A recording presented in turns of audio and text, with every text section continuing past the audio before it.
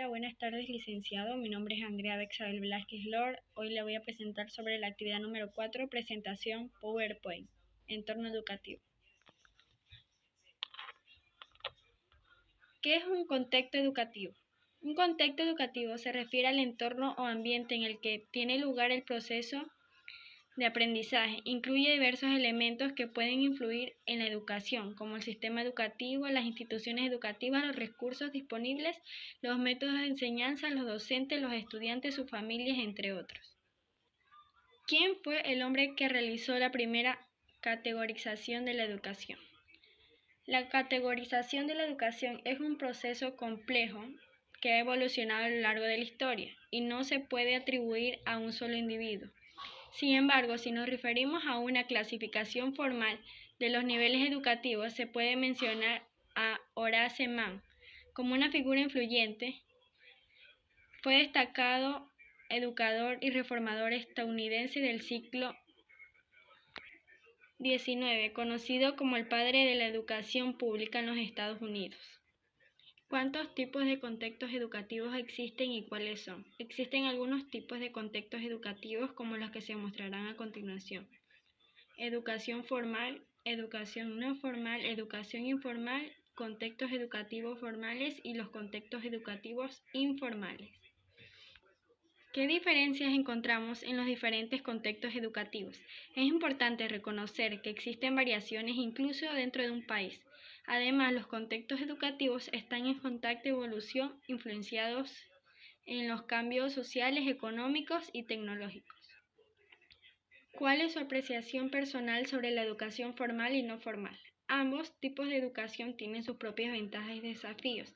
La educación formal proporciona una estructura y reconocimiento oficial, pero puede ser rígida. La educación no formal ofrece flexibilidad, pero puede carecer de reconocimiento formal. Es decir, en muchos casos, la combinación de ambas formas de educación puede ser beneficiosa para obtener un conjunto diverso de habilidades y conocimientos. En la era actual, el aprendizaje a lo largo de toda la vida y la combinación de enfoques formales y no formales son cada vez más importantes para mantenerse actualizado en un mundo en constante cambio. Este es mi trabajo, muchas gracias. Hola, buenas tardes, licenciado. Mi nombre es Andrea Bexabel Velázquez Lord. Hoy yo le voy a presentar sobre la actividad número 4, la presentación del PowerPoint, entorno educativo. ¿Qué es un contexto educativo? Un contexto educativo se refiere al entorno o ambiente en el que tiene lugar el proceso de aprendizaje. Incluye diversos elementos que pueden influir en la educación, como el sistema educativo, las instituciones educativas, los recursos disponibles, los métodos de enseñanza, los docentes, los estudiantes y sus familias, entre otros. ¿Quién fue el hombre que realizó la primera categorización de la educación?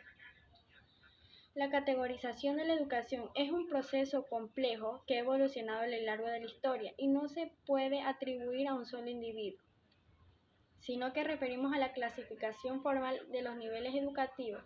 Se puede mencionar a Horace Mann como una figura influyente. Fue un destacado educador y reformador estadounidense del siglo XIX, conocido como el padre de la educación pública en los Estados Unidos. ¿Cuántos tipos de contextos educativos existen y cuáles son? Existen algunos tipos de contextos educativos como lo que se mostrarán a continuación. La educación formal, la educación no formal, la educación informal, los contextos educativos formales y los contextos educativos informales. ¿Qué diferencias encontramos en los diferentes contextos educativos? Es importante reconocer que existen diversas variaciones incluso dentro de un país o región. Además, los contextos educativos están en constante evolución, influenciados por cambios sociales, económicos y tecnológicos. ¿Cuál es su apreciación personal sobre la educación formal y no formal? Ambos tipos de educación tienen sus propias ventajas y desafíos. La educación formal proporciona una estructura y reconocimiento oficial, pero puede ser rígida. La educación no formal ofrece flexibilidad, pero puede carecer de reconocimiento formal. Es decir, que en muchos casos la combinación de ambas formas de educación puede ser beneficiosa para así obtener un conjunto diverso de habilidades y conocimientos. en la era actual. El aprendizaje a lo largo de toda la vida y la combinación de enfoques formales y no formales son cada vez más importantes para mantener